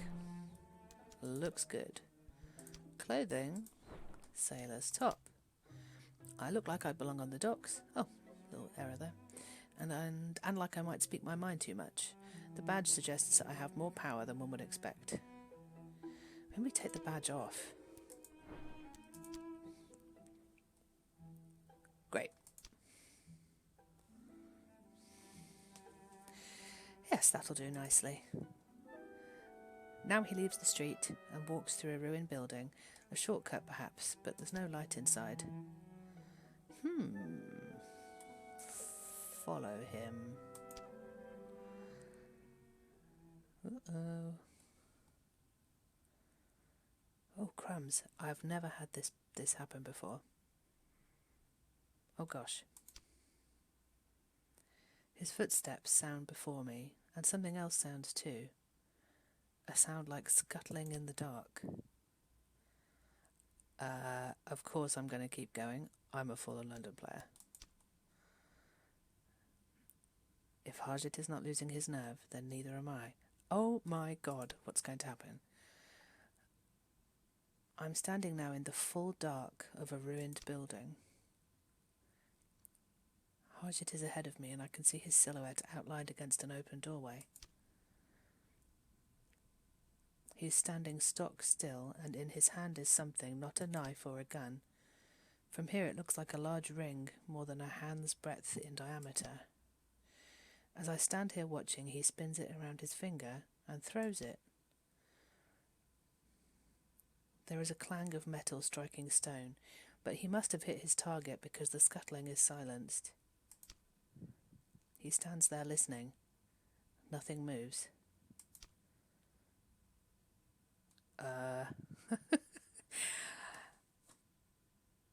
Well, we're in disguise. I don't want him to see me in disguise. Okay. I hold still. Then he bends, collects the ring, and wipes the edge of it with a kerchief. I wait until he's gone out into the street before I follow him. What are you up to? My favourite boy. Finally Harjit stops. He has found what he's looking for. He knocks 3 times on the door. A woman comes out to speak to him. I am shooketh. Okay. Any word? It would be a man about my age, a couple of years younger. I can't hear her answer, but I can guess what she says from his replies. No one who's lost his memory or been injured so that he can't speak? Yes, I'm sure he was in London. We lived together until the fall. I see. Thank you. Send to me if you do hear anything. The door closes and Harjit stands looking at it for several moments. Then he speaks to no one, alone in the dark. Why did you bring me here, Lucian? That leaves time for another errand today. Crumbs. Okay. We should probably take our disguise off. Flirty hat. And robes. And let's put our badge back on in case we need to press gang somebody to answering questions. And let's go outside. What's happening at the bazaar? I've got 2 pages to hand. Yeah, let's hand in some pages. Let's give pages some pages. Crumbs. Okay. Let's go when Grizz is not present. See what we can get out of pages. Yeah, that was a really good bit.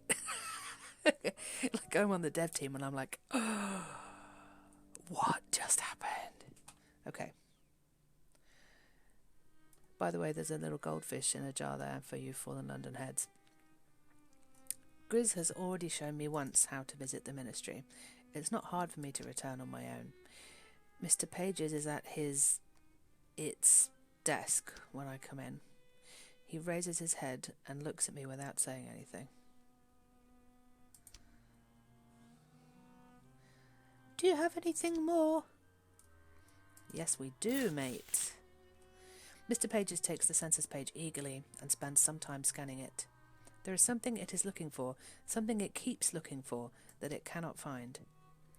This one is of interest. Familification, lacking auxority. Do you have anything more? Hand over a finished census page about Grizz. Pages pays. Then it puts the census page in a stack of others much like it. It weighs the stack down with a paperweight. If I look too hard at the paperweight, my eyes sting. Pages turns the papers over carefully. Almost all as I would expect for Undercarn Grizz. It's almost purring, but it stands there looking at the page about Grizz's non-existent romantic life for what seems a lifetime. Grizz's previous suitor was unmeritory. Pointed out, Grizz agrees. To go by what's been said so far, she felt much the same.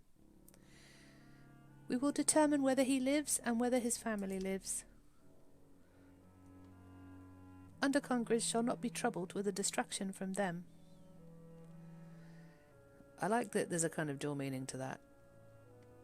Either you're just going to find it out, or you will make it one way or the other. Yeah. Let's just sweep that. Yep. Additional work on the census is necessary. Those who take the census do not say enough when we ask them about the state of their hearts. Undercarn Grizz predicted this possibility. We must organise the tales ourselves. If you could arrange a story about a romantic meeting of 2 people, truth is not required. What's the deal with the paperweight?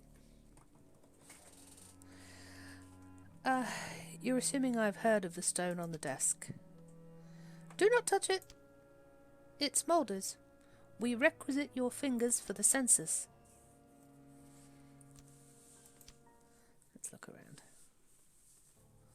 The place looks like a repurposed law office. The shelves, the desk, the paperwork, it could be any ordinary solicitor office. But a few things look wrong when I attend to them. That paperweight on Mr. Page's desk, it makes my eyes sting to look at it. We advise against looking too long. Those that aren't careful may be troubled with nightmares. What have we got left to ask you about? Grizz's employment. Treat her well, you big tall weirdo. Listen, I know you may not be acquainted with our fair city. I have the impression that you haven't lived here until quite recently. Our presence in London is the merest fractillation of our life. I'm persuaded. What I wanted to say is that you should treat Grizz well. Her family is influential in London. I am influential in London. Yeah, come at me. I'm sure you're very important in the ministry, but Grizz's uncle is a member of Parliament, and she has relations who are dukes. I'm not certain of Grizz's family tree, but I doubt Mr. Pages has a copy of Debrett's peerage to hand. You are experiencing protective feelings towards Undercarn Grizz. Undercarn? I do. Yes? Gratuitous. I don't understand you at all.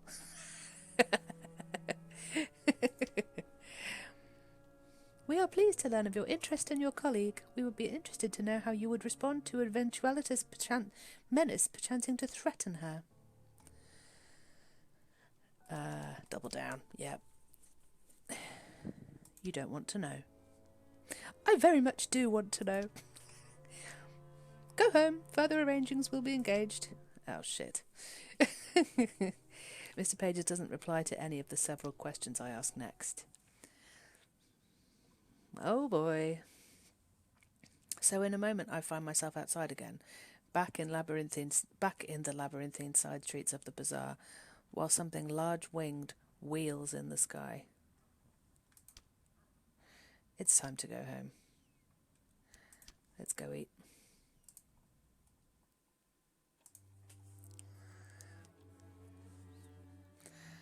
Archie is already at the table when I arrive. When he sees me come in, he gives a guilty start and scoops some of his stew back into the tureen. Oh, Archie. Took more than I'd have right to, but I've not eaten any yet. Apologies. Oh, I'm going to flirt with you, Archie. I'll find a way for you to make it up to me, shall I? Or you'll be having me steal your porridge at breakfast too. There was a lass who asked me to come round and look at her brother. They're a Jewish family. They usually go to their own doctor, but he's out of service or ran away or something of that ilk. Their old synagogue was destroyed in the fall, so they've moved to the Tenterground synagogue. So we found a new location. Rachel and David Landau. David has a stomach complaint, chronic. Perhaps they have trouble cooking anything palatable. It isn't easy these days with what we have. The sister's a beauty. She wouldn't leave the room while I saw to her brother. Keep to myself. And the brother? Will he live? Oh, for a bit I thought it might be serious. But what he needs is his stomach settled. I will make a promise now to Horatio that I want to give her some money. I'll help with the food budget as soon as I can.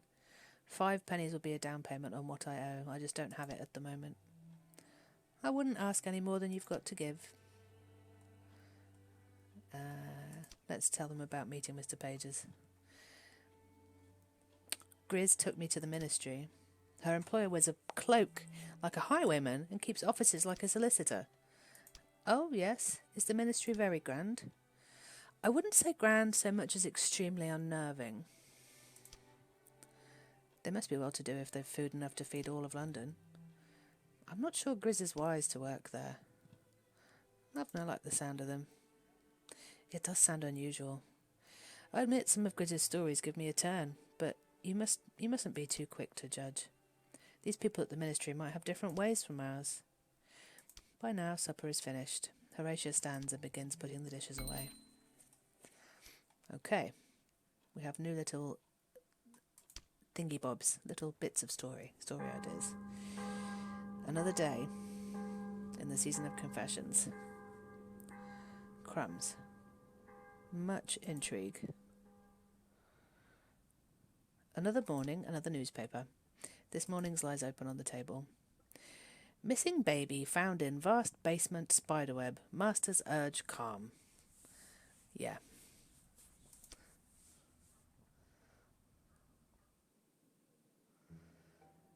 Okay. We have an assignment from Mr. Pages to tell a story of a romantic meeting. So we have all sorts of different things that we could plug into this one. Let's have fun with this.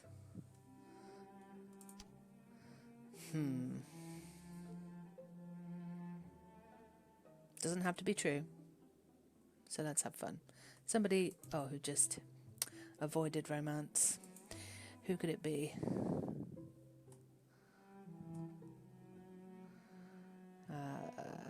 We haven't actually gone to meet Rachel and David yet. Let's say that it was Grizz. Where? In the streets. Someone hoped for her attention. Who could that be? Harjit hoped for her attention, but Grizz had no taste for romance. What could that be? Have I... or admired aesthetically? Noticed. Grizz found herself mentioning Harjit in conversation. We don't have any options here. We need to go and have some more conversations. Let's keep hold of this for now. We'll come back and work on it later. Now we have the option here to recall the past again. I'd like to do that at least one more time before we quit.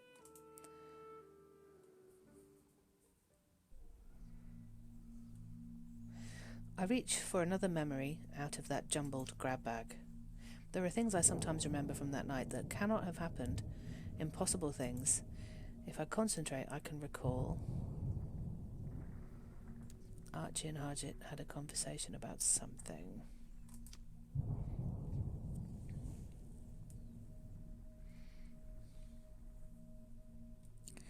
I think I remember Archie talking to Harjit. I'm not sure whether it was right when Harjit arrived, though. It might have been later. Something about laudanum dosages.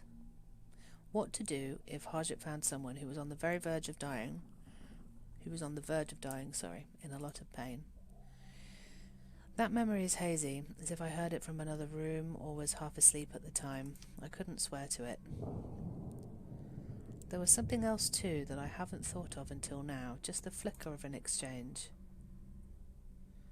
Oh, Harjit, you've got your lantern in front of Archie's face. How old would your wife be then? Only the size and gender changed the dose. You don't recall? No, I haven't forgotten anything. Oh, I'm a doctor, or near to it. There's no need to be shy. And Hannah is sleeping by the look of it. Well, the person in question is a gentleman. In his 30s, a military man, near my own height. Oh, I'm not your wife, then. If it's a comfort to you, I've made a friendship or two of that persuasion myself. Though no of recent months. They went away then, Archie showing Harjit how to measure various medicines for a large military gentleman. Experimenting with the drugs. Crumbs. Now, we have the option to go to Tentagram Synagogue. Let's change our outfit, because I have not been out and about with a Hallowmas mask on. And I have just a few minutes left before I need to sign off for the night. So let's see how stable this part of the game is, because I think it's actually quite far into the build and we may not have done much testing this far. Okay. We're looking fine. Let's take our... No, let's keep our badge on. That'll be fun. Let's go.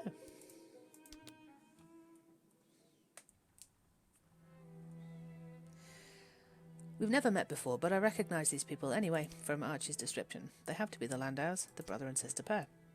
He's been treating David's stomach pains. Wait here, Rachel. Or you can stand a bit to the side if you want, wherever you're comfortable. I'll speak to this person. It won't take long. Shouldn't, anyway. Good morning. Introduce myself as a friend of Archie. Hannah here. I have the advantage, I'm afraid. I know of you through a friend of mine, the young Dr. Archibald Reed. He and I reside at the same lodging house. I'm David's sister, Rachel Simcha Landau. She adds the first name and watches me significantly, as though I'm supposed to have heard of her. I'm Rachel's brother, David Landau, though my mother was a De Leon, and I have Makata cousins. When he says this, his voice takes on the faintest trace of an accent, though he otherwise speaks entirely like an Englishman. Did Dr. Reed send you to us with some sort of message? I suppose I shouldn't call him doctor, as he didn't qualify. He knows we're here, but I don't know what the message would be. We paid his fees. No, I'm here on my own business, but he told me you might be here. What can we do for you? Oh, I really want that I really want to make sure I get the census pages out of this conversation, but I have to ask about Hallowmas. Have you heard of the season of Hallowmas? Only rumours, strangers going around asking personal questions, a gathering of confessions? So it's true then, you're one of the practitioners. You could put it that way. I'll answer your questions, Hannah, if you answer mine. Call it character research. Are you having peculiar dreams down here? You know what? I am. Yes, from time to time. Of a land of thick green jungle and an orange sun high above. Of colours you don't see in waking life. Yes, sometimes. People miss sunlight and foliage, so they dream of that. It's like being hungry and dreaming of cakes. Do you see a bird with 7 heads? No. Go ahead with your questions, Hannah.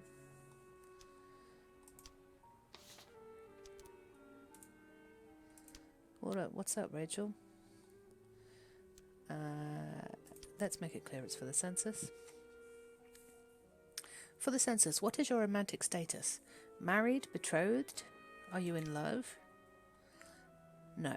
At least, that isn't what I'd call it. Just as well, too. In the times before, you would never have darkened the door of such a person. Before you cast me as the intolerant brother, Hannah, you should know what we're speaking of. Milton is a yellow-eyed, flash-dressed, hot-handed creature, at least 2 decades too old for my sister. Oh yeah, tell me about him.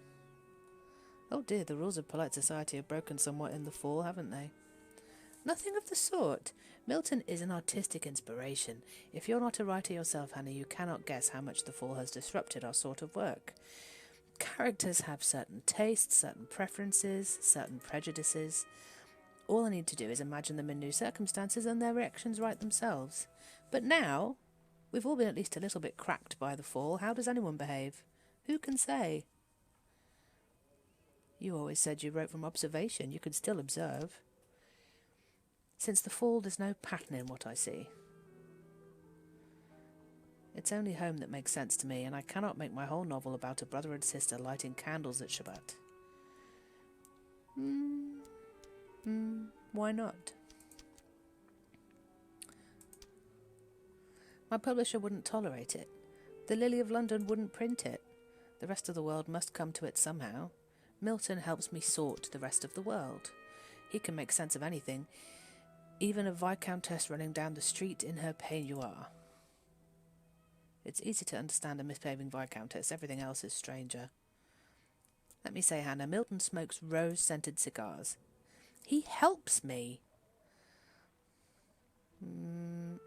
I like David being a gossip. Goodness, really. Milton quotes poetry instead of making conversation. What does that signify? Milton carries in his breast pocket a jar of honey with a tiny spoon. Plenty of men of fashion behaved that way. For a moment no one speaks. Rachel brings up a legend common amongst the servant classes that the Neath contains many other fallen cities. They say if you travel far enough through the cave you'll find the ruins of Kitez. And if you walk 3 times the circumference of the cave counterclockwise, you'll come to the palace of the Queen of Sheba. No one has discovered even one edge of the cave yet. She's not meant to be easy to find. Let's move things along.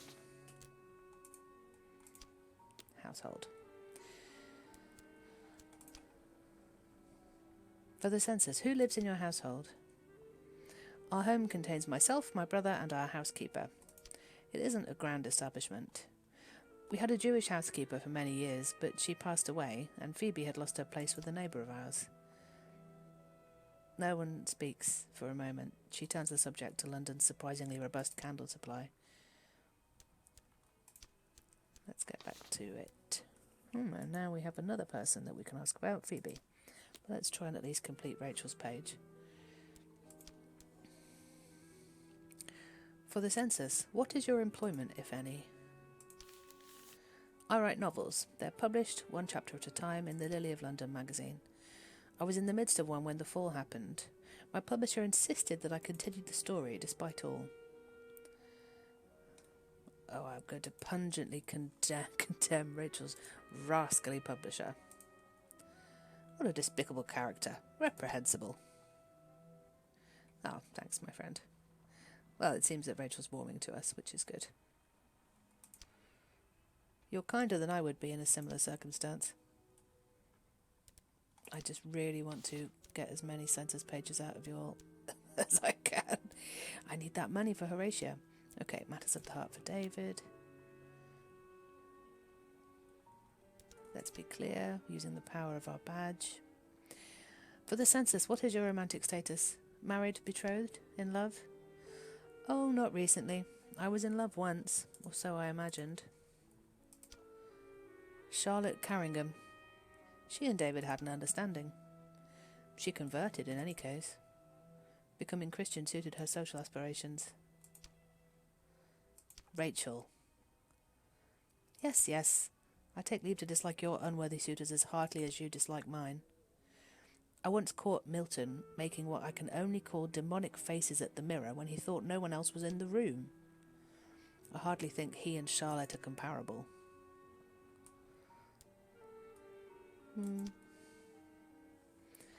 Apologies for stirring up a bit of family trouble. Let's move on, shall we? We're expected elsewhere. Everything is always running too slowly, and yet every day is the same. Look after yourself, friend. She hands me a card almost as an afterthought. You'll find more often at home. Nice. We can go to their house. There's time to run another errand today. Lots and lots and lots of juice for our story crafting.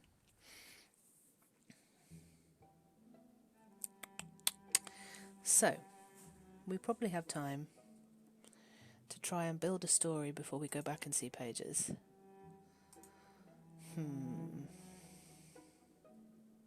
We still have no options.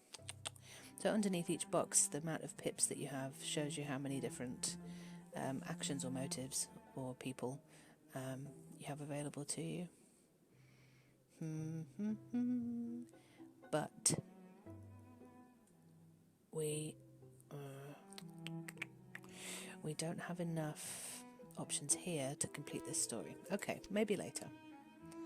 I thought maybe we would have dug one up in that conversation with the landowners, but no. Let's go and hand in our page and maybe we'll get given some extra pennies. And let's go when Grizz is there just to mix things up. And then we'll wrap up the day, and that'll be it for me. Grizz has already shown me once how to visit the ministry. Nonetheless, this time I want to make sure I visit while she's also there. So I invite myself to accompany her when she walks to work. Do you have anything more? Hand over Rachel's page. This form merits 2 pennies. Nice. We're still a penny short, but we're on the way. It looks through the sheets of the form in its usual way. It doesn't find much to interest it in the account of Rachel's romantic life. It's much more intrigued by her employment. She invents love stories from nothing. There are any number of novels printed every year in London. The price of paper was recently reduced. These stories we will acquire. If they're suitable, then we will also acquire the authoress. Suggest maybe hire? Surely you mean hire the authoress? You refer to mere employment or rentification? No. We will require another. The love stories must be mixed in type. I think we will also need some that reflect sad or negative impressions. Circumstances perhaps of significant misery or distress. You may prepare it at home and bring it to us when it is ready. Oh, pages, you creep. Okay. I render my thanks and good wishes to all parties and bow myself out.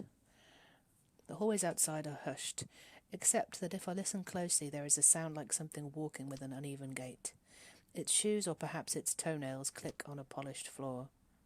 It's almost time to eat. Let's eat.